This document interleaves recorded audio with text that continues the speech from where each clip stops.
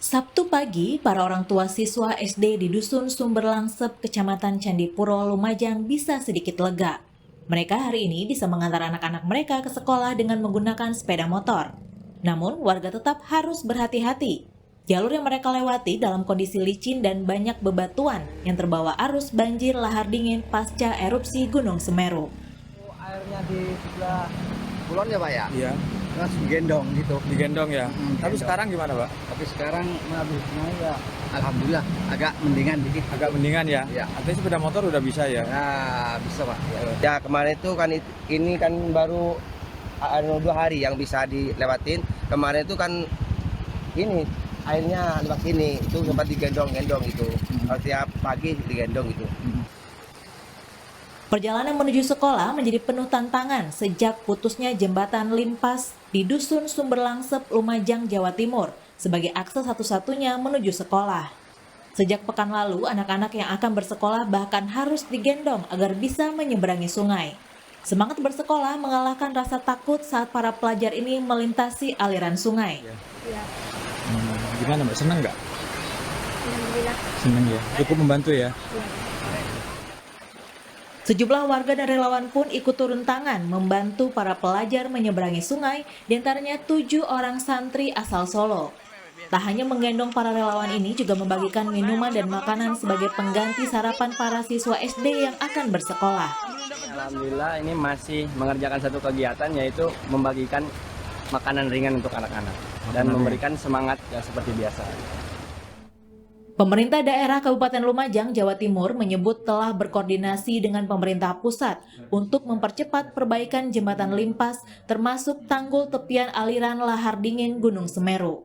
Saya sudah sampaikan usulannya kepada Kementerian PUPR untuk melakukan penataan secara keseluruhan di seluruh aliran lahar Semeru termasuk jembatan Limpas.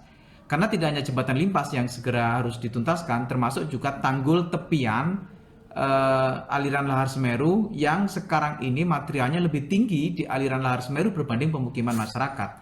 Nah, ini juga mengkhawatirkan. Kementerian PUPR telah mengerahkan alat berat untuk melakukan normalisasi aliran sungai di wilayah ini. Aliran sungai sudah dialihkan ke bagian tengah sehingga pada bagian lain bisa digunakan warga sebagai jalur darurat untuk melintas. Tapi jika banjir lahar dingin Gunung Semeru kembali menerjang, jalur ini akan kembali tertutup material vulkanik Gunung Semeru. Menyambung kembali jembatan yang terputus menjadi harapan warga, seperti juga harapan para pelajar ini untuk bisa terus mengejar cita-citanya. Abdul Rahman, Kompas TV, Lumajang, Jawa Timur. Bagaimana cerita anak-anak dan sukarelawan harus berjuang karena jembatan yang rusak ini? Kita sudah terhubung dengan Susilo, murid SD yang biasanya digendong untuk menyeberangi sungai berangkat ke sekolah bersama dengan ayahandanya, Pak Bakat. Selamat malam Susilo, selamat malam Pak Bakat. Sehat ya? Saya juga sudah terhubung bersama Aranka, sukarelawan yang sehari-hari menggendong murid-murid SD ini saat melintasi sungai bekas jembatan Limpas. Selamat malam Bung Aranka. Selamat malam Mbak Sofi. Nanti saya akan juga berbincang dengan Thoriqul Haq, Bupati Lumajang, tapi itu nanti saya saat ini akan berbincang dengan Dek Susilo, Pak Bakat, dan juga Mas Aranka terlebih dahulu. Dek Susilo, cerita dong, jadi sudah berapa lama jembatan itu rusak sehingga kalau sekolah harus digendong? Udah lama sih. Udah lama. Udah lama? Berapa pekan? Ya. Berapa minggu? Udah 4 bulan, Bu. bulan.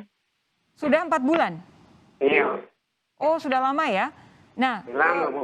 berarti setiap hari Dek Susilo dan teman-teman sebelum ada ada perbaikan ini, ada jembatan sementara ini, berarti ke sekolah harus nyebrang seperti itu ya? Nyebrang digendong, Bu. Pak Bakat, takut nggak anak-anak ini kalau sekolah harus nyebrang seperti ini, Pak? Ya, kasihan lah, Bu. Anak-anak itu kalau tidak hari gendong. Tapi walaupun kondisinya seperti itu tetap bersekolah ya, Dek Susilo ya? Iya, Bu. Oke, Dek Susilo, kapan mulai ada sukarelawan yang menggendong teman-teman Anda untuk teman-teman Dek Susilo ini agar bisa menyeberang? Mulai dari Gimana?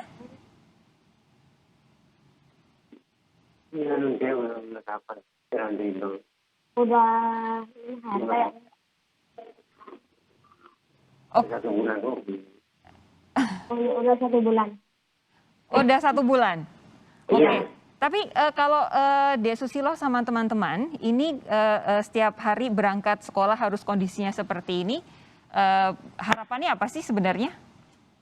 Semoga jembatannya bisa dibangun. Tapi nggak bikin jadi malas sekolah ya? Iya. Tapi ngerasa nggak kalau pas lagi nyebrang kayak gini, ngerasa was-was nggak? Ngerasa bahaya nggak? Enggak. Nggak juga? Enggak.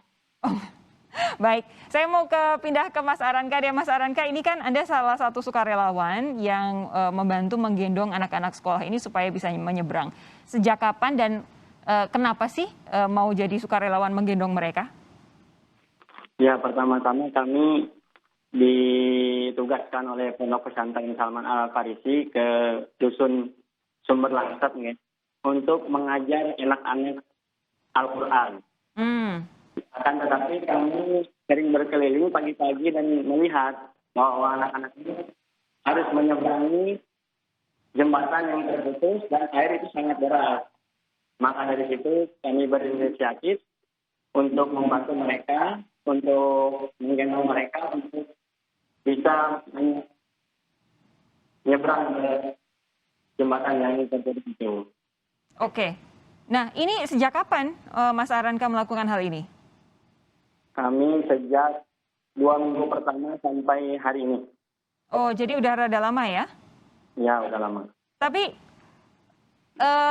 kondisi alirannya sebenarnya seperti apa? Menggendong anak-anak ini bahaya nggak sebenarnya kalau dilihat dari aliran lahar dinginnya? Kalau dilihat dari aliran lahar dingin itu menentu. Jadi kadang alirannya deras dan kadang alirannya itu kecil. Nah, kalau sedang alirannya deras itu memang berbahaya untuk anak-anak. Karena bisa, kalau sekali hanyut itu bisa jauh terhampas sama air. Pernah nggak kejadian ketika menggendong itu tiba-tiba ada aliran yang membuat aliran ini jadi naik? Alhamdulillah selama kami dan kawan-kawan itu tidak ada. Karena jalurnya itu sudah dicek terlebih dahulu kami melewatinya.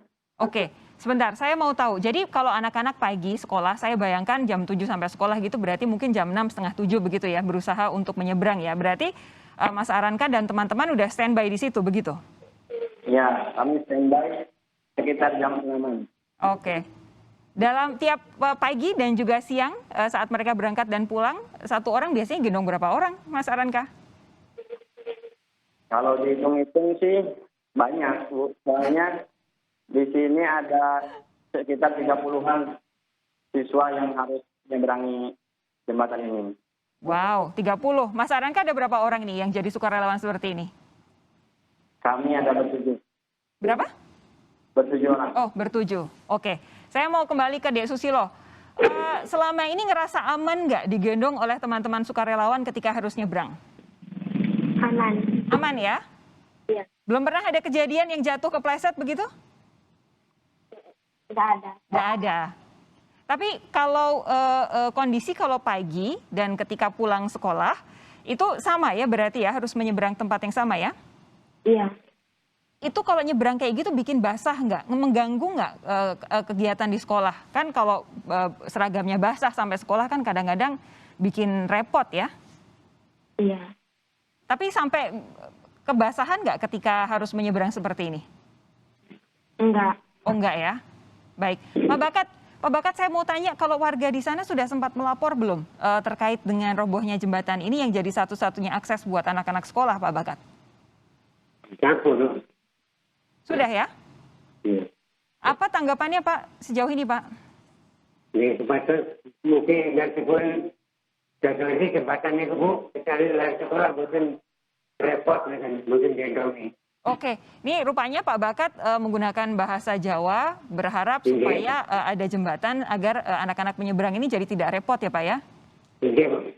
Oke, Pak Bakat, sebentar lagi kita jeda iklan, tapi nanti akan ada Pak Bupati yang bisa ngobrol dengan Pak Bakat, nanti disampaikan ya Pak Bakat keluhannya. Saya mau mengucapkan terima kasih dulu kepada Mas Aranka. Mas Aranka, terima kasih sudah meluangkan waktu untuk Sapa Indonesia Malam. Terima kasih juga sudah menjadi sukarelawan menggendong anak-anak ini supaya tetap bisa sekolah ya.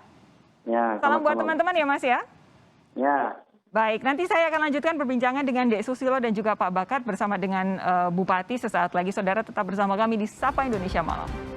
Saya masih bersama Dek Susilo, pelajar yang saat bepergian baik menuju sekolah maupun pulang harus digendong melewati area yang tadinya ada jembatan tetapi kemudian sudah disapu banjir lahar dingin bersama juga dengan Pak Bakat, orang tuanya. Lalu di ujung koneksi yang lain saya sudah bergabung dengan Thoriqul Haq, Bupati Lumajang. Selamat malam Pak Thorik, sehat Pak Thorik? Selamat malam, Assalamualaikum Mbak Sofi, sehat? Waalaikumsalam warahmatullahi wabarakatuh. Pak Thorik pasti sudah tahu cerita dari Dek Susilo dan juga Pak Bakat ini. Sebenarnya kondisi jembatan yang harus mereka lewati ini yang hancur karena diterjang lahar dingin ini seperti apa sekarang Pak? Ya, jembatan ini putus ya, karena terkena lahar susulan pasca erupsi Semeru, yang lahar susulan ini adalah lahar yang mengangkut atau mengikuti arus material dari erupsi Semeru. Jadi pasir dan batu yang masih berada di area erupsi Semeru di aliran lahar Semeru yang ada di atas, baik di Kecamatan Pronojiwo maupun di Kecamatan Candipuro, di Desa Supeturang dan di Desa Sumberwuluh, itu turun mengikuti hujan yang ketika lahar dingin turun itu pasti atas intensitas hujan yang cukup tinggi. Begitu intensitas hujan yang cukup tinggi di atas Gunung Semeru atau di lereng-lereng Semeru yang itu menjadi bagian dari aliran lahar Semeru, maka potensinya adalah mengikuti arus itu, termasuk salah satunya yang terbentak adalah jembatan limpas ini. Dan karena ada beberapa lahar susulan dengan arus yang sangat deras, ada beberapa jembatan limpas yang terputus. Nah, ini tadi kan Anda sudah bercerita bahwa Anda sudah mengontak PUPR untuk pembangunan jembatan-jembatan ini. Tapi yang kami tahu sejauh ini fokus untuk saat ini memang bukan jembatan limpas. Artinya jangan-jangan pembangunan perbaikan jembatan untuk anak-anak sekolah ini masih lama, gendong-menggendong untuk melintasi aliran lahar dingin ini jangan-jangan juga masih lama, Pak Thorik? Mbak Sofi, jadi aliran lahar Semeru ini tidak bisa dicerna dengan pikiran yang sebagaimana kita membangun jembatan.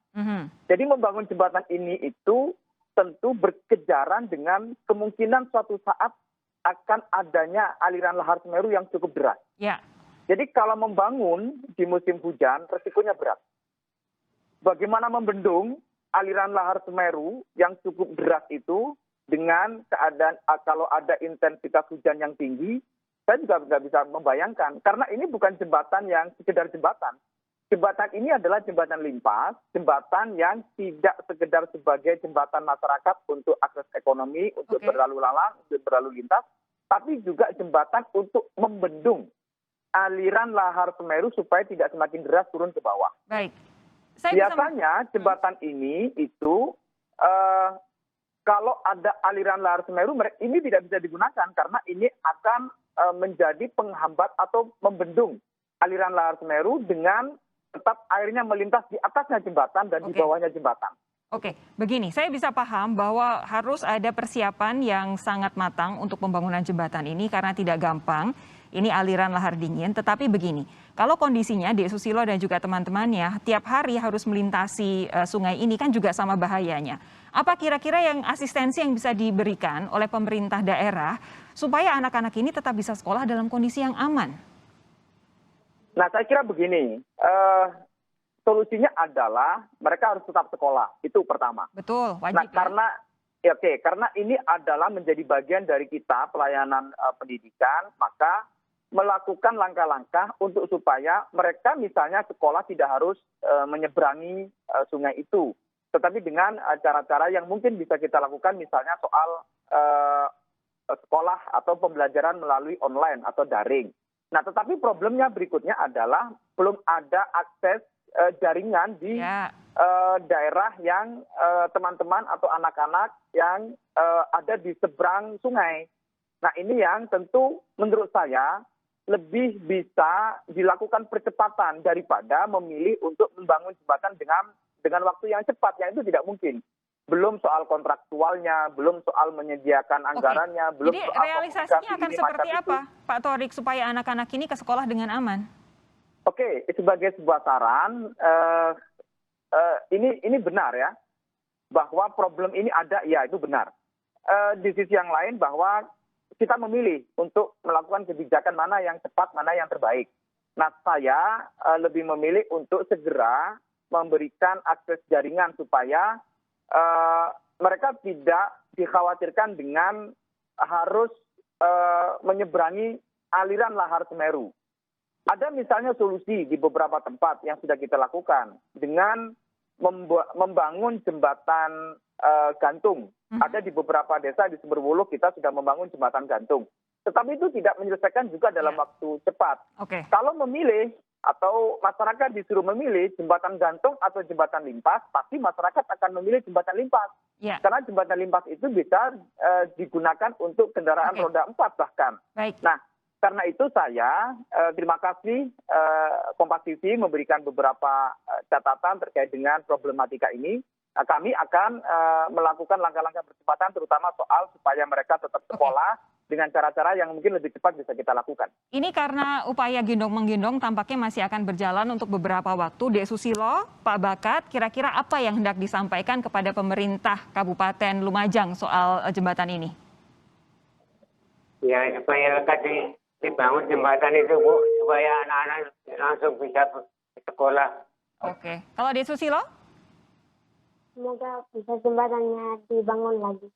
Oke, intinya tetap pengen ada jembatan supaya bisa bersekolah dengan aman ya.